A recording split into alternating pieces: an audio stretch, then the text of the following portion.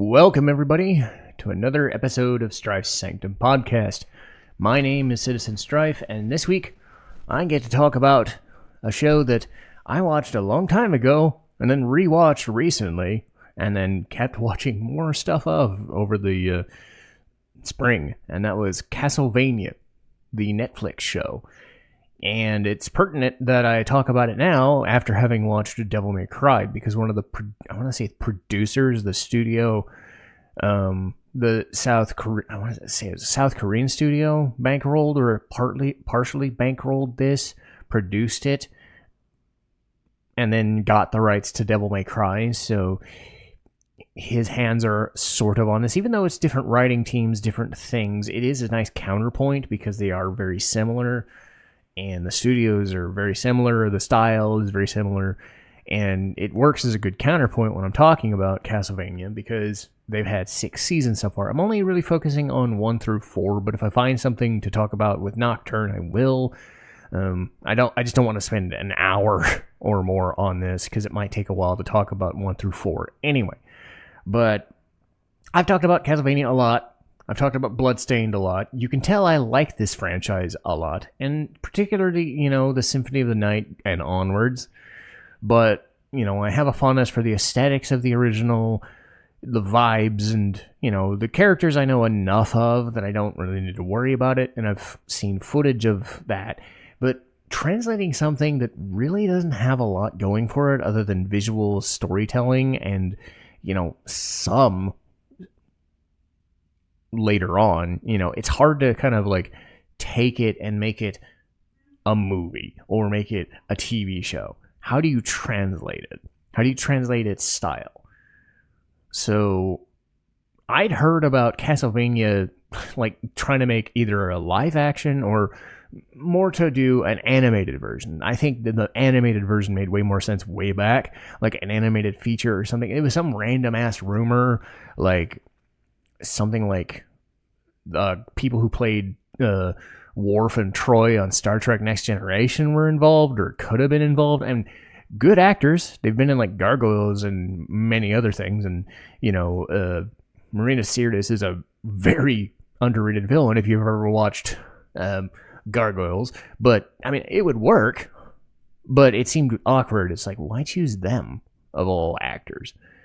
And then, I heard like Dorn was in Invincible recently, like on a whim or some random shit. But it's just like one of those like weird, like, huh? And this was like back in 05, 06, 07. I read up on kind of the pathway it took because Castlevania itself didn't really debut until 2015, 2016, 17-ish. And God knows how much shit they had to go through since then to even get to that point. So the guy who created this was Warren Ellis. There was a lot of about him other than that. So now Sam Dietz is running things for Nocturne.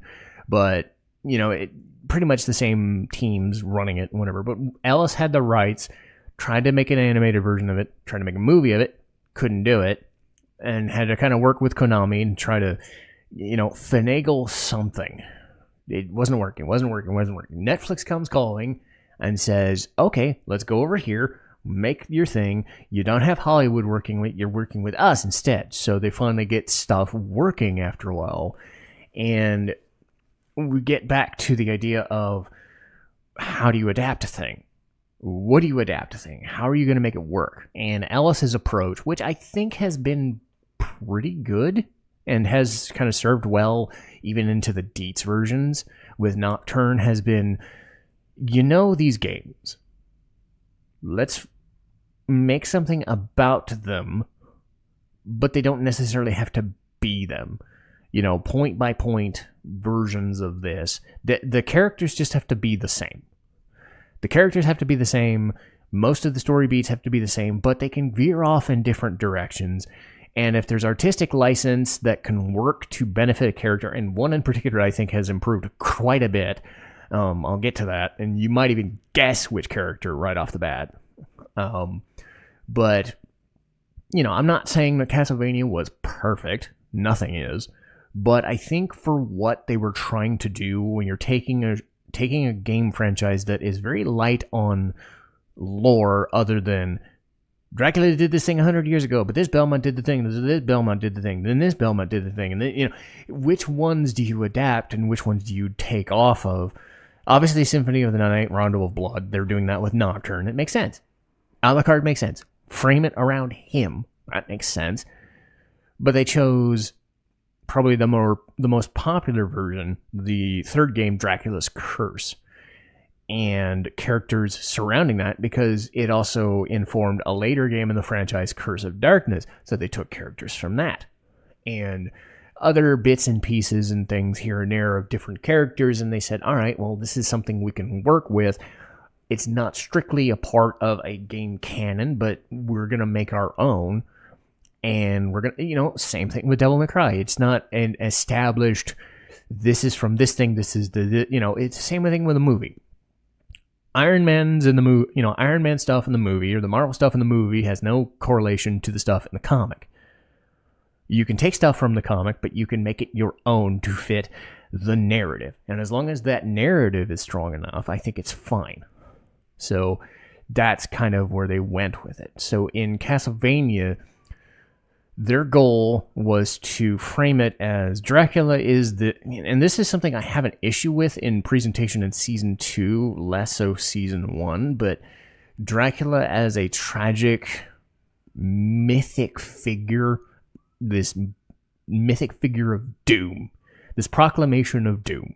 They start the show with Lisa Tappis showing up in Dracula's castle and basically inviting herself in and willing to teach Dracula, okay, let me teach you about humanity. We're not completely wasted, despite an ambulance coming by my fucking apartment. It happens every week, I swear to Christ.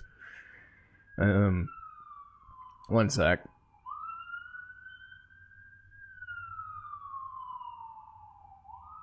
I can't escape this if I tried, I swear to Christ.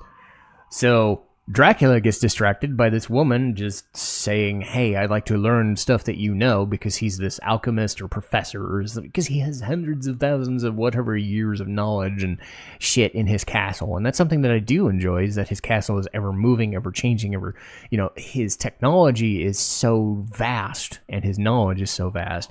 That is one feature of Dracula. I liked him as kind of a scholar, him as a treasure trove of knowledge in his head, despite his just, I'm an evil bastard vampire, which he is. And a lot of the framing is Lisa was killed later on, and he's come back to get his revenge. The first season is just him wrecking shit. That's a good visual startup, is the first couple episodes just Targovishta fucking destroyed.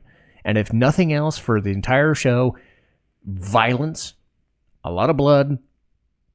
Did I mention a lot of blood? Because there's a lot of blood in there. Because you can't do a Castlevania show without fucking blood. It's vampires. It has to be. So yeah, blood happens. We find Trevor Belmont, voiced by Richard Armitage. I don't know if this was the interpretation of Trevor I was expecting, but I kind of appreciate it. And I also appreciate that Richter in Nocturne is different, because they're not all the same weirdos. Trevor is just, I don't really give a shit about any of this crap. He's gonna get drunk. Kind of that weird guy. Like, he knows his family legacy, and he knows it, but like, they're a fallen noble house, and he just kind of travels around getting drunk and, fighting demons, for fun, I guess. But he doesn't have fun. So he goes to Targovishta, finds out that, okay, Dracula has sent these people to destroy everything. Finds this evil bishop who is kind of like coordinating all this shit, and they go in it. The first season is very short, so there's not much to it. It's a framing device to get Trevor, Sypha, and Alucard together. So they do.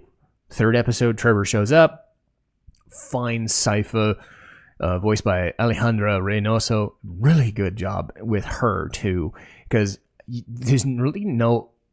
Like, the Belmonts, the Belmonts. It's simple. But I didn't know enough about the speakers and what they were, other than being magicians and things like that. But Sypha is so interesting. Is like, she can keep up with Trevor, if not outdo him in wit. Just the banter back and forth between people in this show is perfect. It's enough of like digging into them and antagonizing them and being humor, because there is a point where it's too much, and this is where Devil May Cry has a a different situation, is because their characters are meant to be more bleh, nothing fancy, nothing cool, like nothing is supposed to have any stakes. In Castlevania, at the very least, they went for kind of the Marvel approach. Stuff has all the stakes, but we're willing to just kind of make a joke at some other people's expense every couple of seconds or whatever, or say fuck every 5 seconds. If I will say one bad thing about Castlevania is they love the word fuck way too much. And I love me a good fuck and saying fuck, but fuck, they say it way too fucking much. Even the final boss of the final show has a moment where he says, "You're a fucking whatever." Yeah, it's just like, this is not the time, show. The embodiment of all that is evil just goes, fuck. What? Whatever. So that's Castlevania's thing. I'm not going to stop them, but it's the same amount of strange. What is also out of sorts is when, you get Sypha together with Trevor, not together, but as a group trying to fight things. They go after this sleeping soldier who ends up being Alucard, because of course it is. You can't have a Dracula show without Alucard in it, because he is, like, even with the Belmonts, like, I still think, like, Alucard is, like, the Castlevania character, and I think he was even before Symphony of the Night, and then after Symphony of the Night, it was just like, whatever, fuck. It's like, he's in everything. We don't fucking care. Just do it. So in this version, he's voiced by James Callis, and they do a good job of keeping him, like, sort of antisocial and, like, not, like, completely out of it. His story and Dracula's kind of mirror each other in the sense that they are tragic figures that just can't coexist, and they try. And he's this standoffish, like, I'm half human, half vampire. I can't be with people, and I don't want to really be with people, and, like, how's that going to work? But then there's also that, like, I've been around people and I've wanted to see people, but they always die, or I always cause their deaths or something, so he gets that, like, not really mopey sense, but that morose, like, woe is me detachment. Detachment is the best word I would use, because you have Trevor as the bumbling, stumbling dork, who's still a badass. You've got Sypha, who is the smart talking chick badass. You have Alucard as the stoic one. So that's the end of the first season. They fight off all the shit in Targovishta. The stupid bishop guy goes because he's dead, because he sucks, and second season, they layer on things. And one of the things I will say about season 2 is it does some good things and it does some bad things. I'm not going to say it's perfect, but the second season is more about building up Dracula's court, building up why there is dissension in there, and then, trying to figure out, okay, how do we defeat Dracula? He's this mythical being that can do anything and fight anything and whatever. So, like, the trio find their way to the Belmont hold, and they find all this data and stuff. The cool thing is some extra Easter eggs here and there. They have a picture of Leon Belmont in one of the walls, because he was in Lament of Innocence. I don't think I've actually talked about Lament of Innocence, or Lament. I forget how to say it, but Lament of Innocence is the start of the franchise. And unless Konami gets a bug up its ass to do more, which I don't think they're ever going to. They're probably just going to re-release things. That's where it starts. So you start with Leon Belmont, you end with the Soma Cruz thing. They might go to Soma Cruz. That's probably like the next logical step in terms of storytelling after Nocturne, a couple more seasons, give or take, if they keep doing it. But that's beside the point. Lore starts with Leon Belmont. So that was a nice touch. And I think what they said was Konami tried to keep it within, like, parameters of this is the year, this is the thing, do what you want, but make sure that you're not really stepping on toes. If we have an interesting, cameo or a person, like in Nocturne's case, Juice Belmont, like, how the fuck did they get him? But it adds to the lore by, building in the harmony of dissonance into the Symphony of Night and Rondo of Blood era. It's like, okay, that's not what I was expecting. Something like showing Leon's picture is cool, or seeing a grave of this character dying or whatever. The idea that all of this is interconnected and Trevor has all this like pressure on him, hundreds of years, and then other people have hundreds of years more of dealing with either Dracula or, in most cases, not even Dracula anymore, just minions of evil that are strong enough to supplant him. So they're looking for stuff in the Belmont Hold. And while that's going on, season 2 is mostly about Dracula kind of sitting in a chair, which is disappointing. Because, yeah, Dracula sits in a chair. I get that. But that's a game. It's one thing to frame it in the game, and I understand the motivation. He's fighting a war, but he's not really doing it himself. He's sending off generals and counts and courts and all this shit to do the fighting for him, or he's more likely sending Devil Forge masters to create demons to do the fighting for him. So that's what you've been seeing for the last 6 to 10 episodes, is just a bunch of demons that have been created, rather than a lot of vampires doing it themselves. Or if they are, they're minion vampires that don't matter much. Except for Carmilla. Jamie Murray, I think? Yeah, Jamie Murray was Carmilla, and she is present for the remainder of the series. And, I do want to talk about them specifically because it's Carmilla kind of questioning, season 2, kind of questioning, what is Dracula even doing? He's just kind of sitting around waiting and moping. And while that was a cool idea in theory, I don't think in execution that's the best, because, yeah, you're building up Dracula as this mythical thing that can destroy anybody in seconds, right? But as good as his actor is, as good as McTavish was at, giving Dracula this, like, imposing tragic mindset, when you see him just talking to people, it doesn't come across. Like, I know that that's what they were going for, but you have to build Dracula up as this unyielding monster, in a sense, and that's not what they went for. And instead, he just kind of is a martyr, and as a viewer, it doesn't always work. It leads to later characters down the line being strong, but Dracula should be the strongest one, and it doesn't feel like he's the strongest one. I counteract that with... I don't even remember. Elizabeth Bathory was in Nocturne. Like, they try to make her and the other lady, like, irredeemable bitches, right?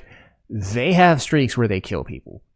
They have... just things where, yes, they rely on the devil forging, and I'll get to them in a minute, but they're the ones killing people.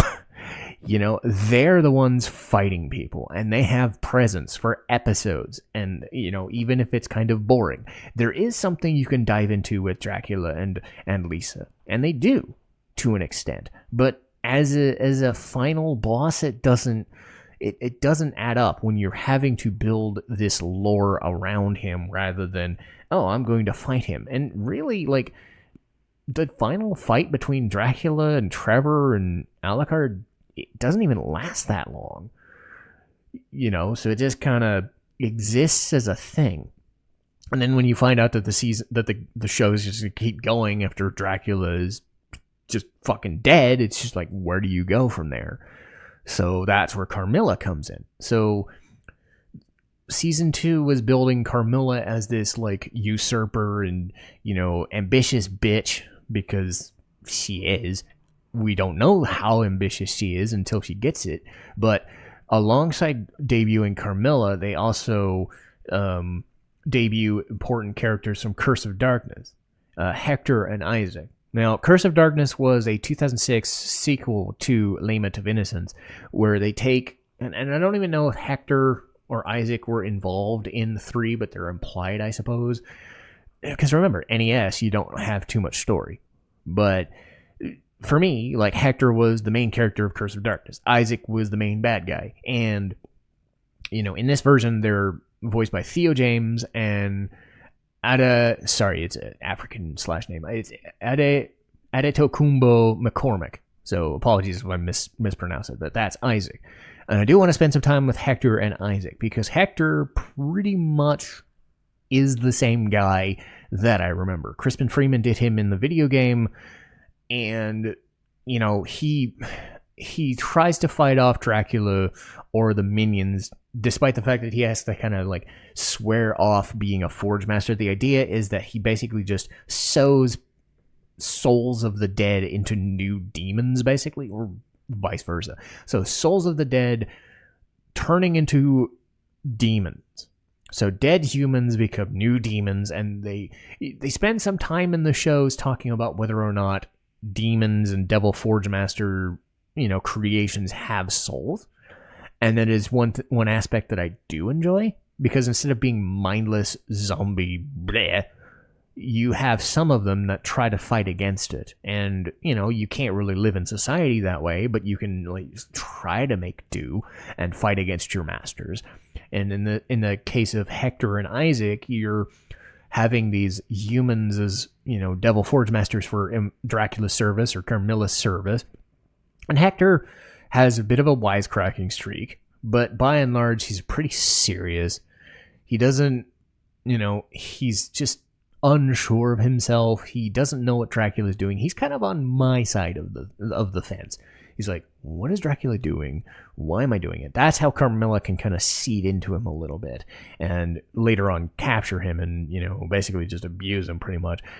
But the real interesting character, and I'm happy if nothing else, with Castlevania, the first few seasons anyway, was the introduction of Isaac.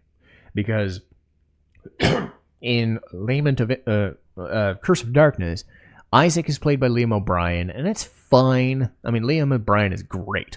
Don't get me wrong. But his interpretation would have been very awkward and off-putting as presented in this, had they gone that same route. So they did some artistic license, and I forget if like Isaac existed in different forms, but in the Curse of Darkness form, he exists as this like flamboyant, angry, vengeful, orange-haired, tattooed, white / Japanese, European, like hybrid guy who's just cackling and laughing and just all manner of things. And again, good performance, at least in the dub version for me. I didn't watch the Japanese version. Of course I don't, because I listen in English. So if the Japanese version was even crazier, I can believe it. But he's just a villain. A villain that in the game you beat up and you get past him. And yeah, he has some, you know, backstory, but it doesn't matter. In Castlevania, it's a painstaking process to basically change everything about Isaac and make it work. And they do the same with Annette to a lesser extent. And as you could accuse it of, you know, because they're African American, you got to change this and do the things and, you know, change them around and do things. Like Annette is now this like voodoo, you know, priestish lady who has, you know, vision quests and things. Like, I don't know if that's what Annette was in Rondo. I think she was just some damsel in distress. Obviously, they're trying to do a lot more with characters, so they change Annette's race and whatnot. You know, when you change races, how does that work, and does that work best? I think in this case, like with Isaac, you know, getting to, he was a slave to this person who was, you know, teaching alchemy and forge mastery. Isaac wanted to learn and then ended up either killing or being privy to the killing of the master, and then got into Dracula's service. But he has this like very stoic detachment, but this determined, loyal service to him. Like, Dracula saved him. He is like his confidant. He, even more so than, say, Hector or Carmilla, Dracula will speak to Isaac, and Isaac will be like his logic, and Isaac focuses on logic. But he represents this person that is like, if I don't work daily on telling myself that I'm logical or living logically, then I let my past sins weigh me down. So he like straps this, like, he whaps himself with this like stick or whip with spikes in it. And this other vampire is like, why the fuck are you doing that? And he's like, because it keeps me sane. So then in that same scene, he just goes and kills that other guy with that same whip. It's like, fuck you, you know. But he has this like reasonable, logical, like seething hatred of everything. And he wants to protect Dracula because Dracula has saved him. And then in later seasons, it's about trying to get Carmilla. So his story in season 3 about his journey, which I'll get to later, is really one of the best parts of the show. Is just taking a character that was kind of one note and really just kind of, how are you going to translate this to something way more dramatic? The answer is you change it all around and then you do a different thing. So this was one of those like artistic license things. And I'm like, yeah, I'm kind of glad you did that. And I wouldn't even, if it wasn't for like Sypha, Alucard, and Trevor, I would just sit there and say Isaac's my favorite character, and I still might even say that. So let's say you get rid of Dracula, you do the fighty bits. I'm trying to get through this as best I can. But say you get through all that stuff. Well, what does season 3 do? You've gotten rid of Dracula. Now what do? Well, you splinter off into different things, and this is where it's either a good thing or a bad thing that you splinter off. One of the major stories has like Hector and Isaac doing different things, but they're going to work around to that. They're doing their own story. Trevor and Sypha have their own story in their own lands. They're, off and about. And then Alucard is doing his own thing. So we'll start with Hector and Carmilla. Carmilla takes Hector to Styria, captures him, and is basically, I'm going to rule the world. Let's rule this world and turn people into a blood farm, basically. And one of the other sisters, Lenore, voiced by Jessica Brown Findlay, is like, there's the other two, but they kind of just, they don't do much. So it's really about Carmilla and Lenore, really. And Lenore's whole thing is, I want to have Hector helping us rather than being just this body on the floor. Let me help. Let me be diplomatic. And their interaction as Hector and Lenore works so well because you have Carmilla just talking with the others and scheming and shit. You have the real action with Hector and Lenore like slowly, like she's coercing him, but they're also falling for each other in this weird way because they're interacting on this like, what is it you want? Like, I'm not asking you or telling you what you want. Tell me what you want from us so that we can get something from you, because he's a powerful Forge Master, because all the fucking demons he can do, because Isaac's coming at some point and we need fucking backup. So let's do that. And then they have sex. Okay. But as a scheming bitch, she has him use this like slave ring and thing, and it's like, okay, now he has no choice but to help us. And then they renege on it, whatever, in another season. But like, it's like, whatever. They have this like abusive Stockholm Syndrome relationship thing that is very fascinating because it's mostly just them talking while in the midst of a cell, because Lenore is trying to help Carmilla because Carmilla is really fucking like dramatic and absurd and like Carmilla's whole thing is like she doesn't stop talking about destroying things, justified or not. She is like, I will kill everything. The other two are just like, the other two are just kind of, is this the right thing to do where we're fighting? They kind of fit in the background of everything, so that's fine. But there's only so much screen time to go around, but like they give you enough to say not all vampires are savages, and that is the coolest thing about Lenore, was saying as such, because they know what they need, but they also don't want to be savages. So Lenore herself even questions Carmilla being this crazy lady, and keep doing that into season 4. So Isaac, his journey is finding a way to Styria to kill everything. And he works his way through it, and he keeps getting attacked by people because they think he's a forge master and a demon and a devil, and he doesn't really want to attack him, but he has this like horde of devil forge master demons next to him, and it's like, you're gonna cause a scene anyway, so whatever. So he kills more and gets more people, and he finds this village that's been overrun by this like necromancy dude, and oh god, Legion is fucking here, and you see it in the sky, and it's like, fuck. Because I mean, you have Dracula, you have Death, then you have Legion.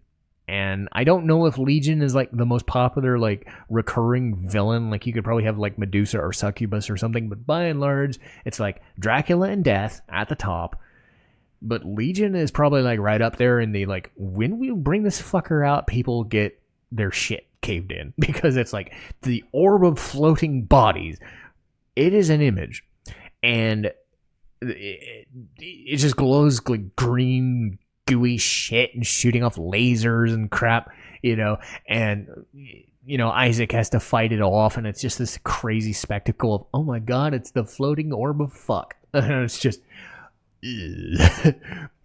there was one time where it wasn't the floating orb of fuck, and then you destroyed it, and then it became this weird nuclear being, like this one-celled organism that fucking shot lasers at you. This humanoid figure of doom in Curse of Darkness. If they bring that one back, that would suck. But by and large, bringing Legion in is just a fun little gag every time, whether it's a game, whether it's in this case the anime, whatever. Legion is there. It was fun. So Isaac takes over the city and then finds his way to Carmilla in season 4.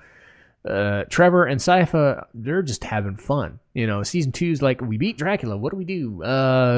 Go out and about and have fun. But they go to Lindenfeld, and what they find out is this weird rituals happening in this town, and people are dying or being cursed or some way, and people are being very secretive. It's called a priory or this church or whatever, and they find Saint Germain. Speaking of characters from Curse of Darkness, in this version, he takes like the Curse of Darkness version is this like overseer of all things future. Like, I see the future, I see time, I've seen the Infinite Corridor, I've seen everything.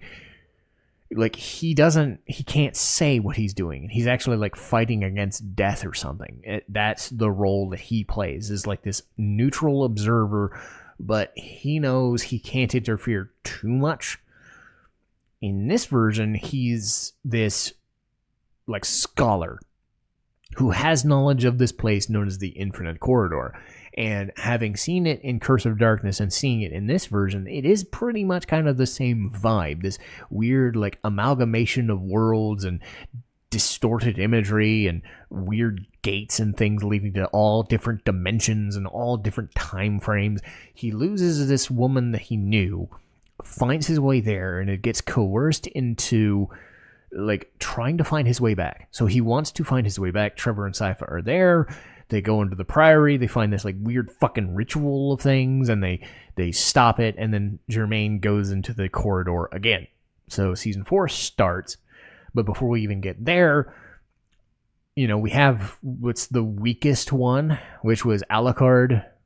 Like, Alucard just got nothing in season 3, did he? It's just he's there in Dracula's castle, lonely as shit, and these two Japanese people are talking about this like vampire court lady who may or may not still exist, which turns out they probably don't, but they tell him the story. They want to like get help, and he's willing to help them, but they're a little like unsure, but they slowly get enamored with him, and he happens to like being around people again, and then of course they have sex, which is weird, but whatever.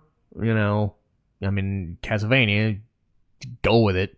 So while they're doing that, they use it as an opportunity to chain him up on the bed, because that's what you do with people you don't like, I guess.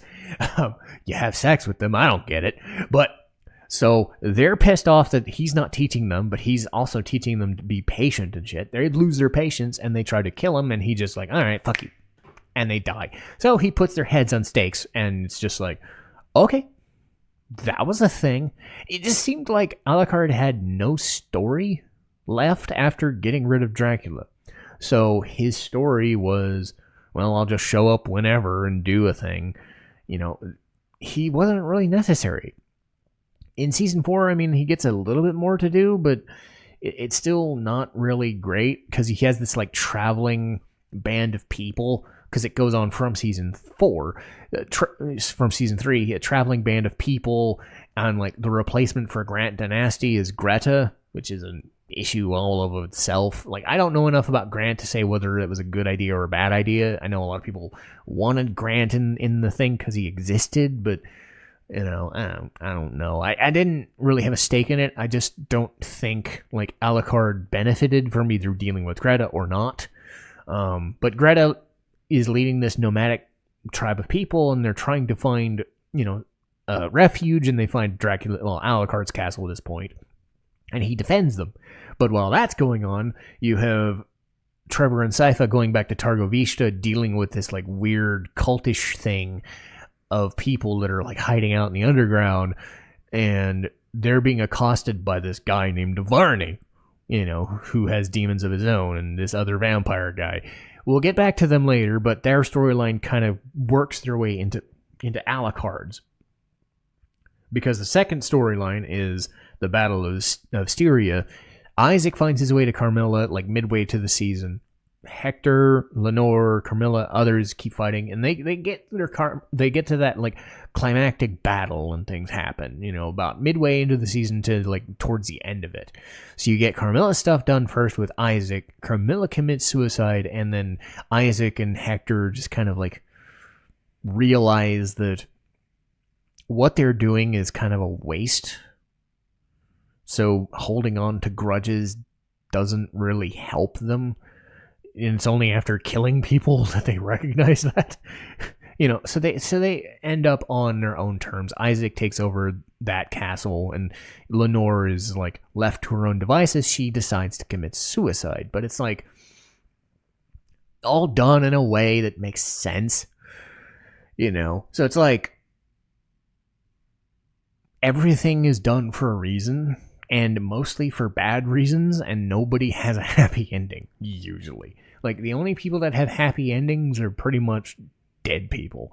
But Trevor and Sypha find their way back from Targovishta to Alucard's castle, because unbeknownst to them, the whole Varney guy has been kind of manipulating Saint Germain back through the Infinite Corridor to helping him create this thing known as a rebus. And what they intend to do with it is bring Dracula and Lisa's souls back from hell in an angry, just awful state. Obviously, Alucard wants to stop that because of his family ties. Trevor and Sypha want to stop it because obviously that would be a terrible idea, bringing Dracula back from the dead.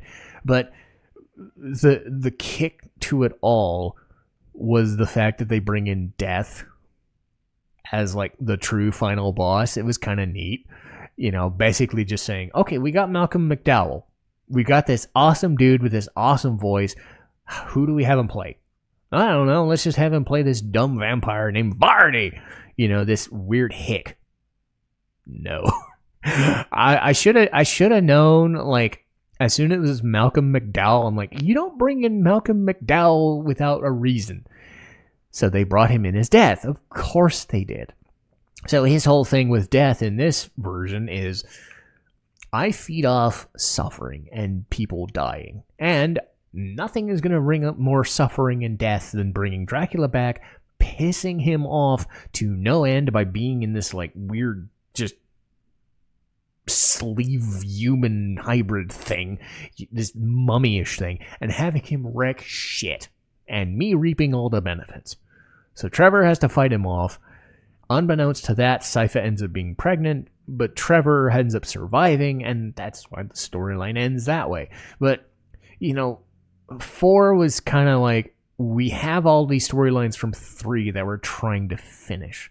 And it finishes off in this, like, Alucard and Greta kind of create this, like, new, like, village of sorts. at Dracula's castle in the Belmont Hold. Trevor and Sypha can stay, or I forget if they stay or they leave, but they have their own, like, they have their own bloodline to take care of and keep going, you know?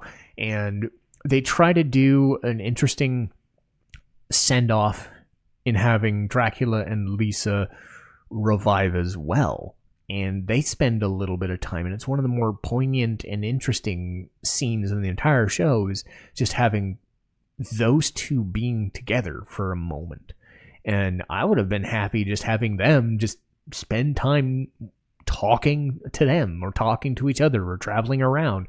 I would have liked to have like an episode of them, you know, just doing things, you know, seeing where like society and whatever is doing this thing, or having them fight against people, but more than likely just living out their lives. You know, you get like a few minutes of it, but you don't get enough of it. And I think that's Dracula getting his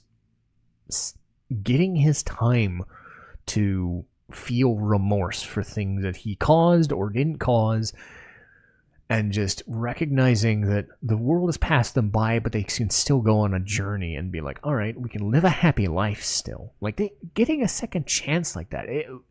What show would have went, we got all this blood, guts, and death and shit, and we say fuck every 5 seconds. Let's end on this poignant, let's go on a journey because we get a second chance at life and see where the world takes us. Like, that is just poignant shit, you know? And, of course, I'm kind of speed reading through this, and you know, but the show does a really good job of building stakes between characters, and that is something that the older I get, the more I care about, is building stakes between characters. Because if these were just I'm a good guy, I'm a bad guy, I don't know, it wouldn't be interesting. They had 4 seasons, like 30 to 40 episodes to just have characters like building things, and some of it went slow. Yes, not all of it worked. You know, Alucard and the Japanese, you know, hunter people didn't really work out, but by and large, most of the storylines worked very well because you took these names that didn't really have much character other than, say, Alucard and Dracula by proxy. Some of us, you know, if we'd played Curse of Darkness, would have known Hector and Isaac, or would have seen Carmilla, but by and large wouldn't have seen many of these other people. But seeing them in different ways, and by going into these different directions and not really betraying the characters, like none of these characters do anything that I would have said, no, don't do that. It doesn't, you know, it doesn't fly in the face of it, you know. Everyone goes and does a thing that is unique to this franchise into this setting, but doesn't like suspend disbelief. And writing and creating characters and creating visuals, does this work for the world that we're creating? In Castlevania, they went for a very dramatic world, a very dystopian dramatic world, but a dramatic world nonetheless, where a lot of stuff is done by talking or by standing your ground. And you know, I appreciate that this is a counterpoint to Devil May Cry, because Devil May Cry is meant to be stupid, it's meant to be dumb, it's Dante is there to have fun and be stupid. This is not that. This is, we're campy, but there's a lot of stuff you can dig into, and there's a lot of characters that maybe, you know, this interpretation of Isaac isn't what you'd be looking for. Maybe I want the weird, goofy one, you know, but maybe I resonate with this set of characters instead, because they build on like one central storyline and then they branch off. The last 2 seasons branch off and do their own thing, and that's really beneficial because you spend time with everybody in different things until they have to come back and fight, you know, together at some point.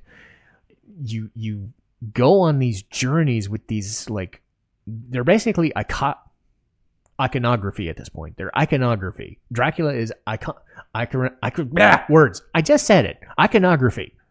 But he turns into a character. Alucard turns into a different version of the character I remember. This gave me a new appreciation for like Trevor and Sypha or Isaac that I didn't have before. And you get to see these weird cameos like Death and Legion and, other cool stuff. So if you're a fan of Castlevania, that's what you get out of this.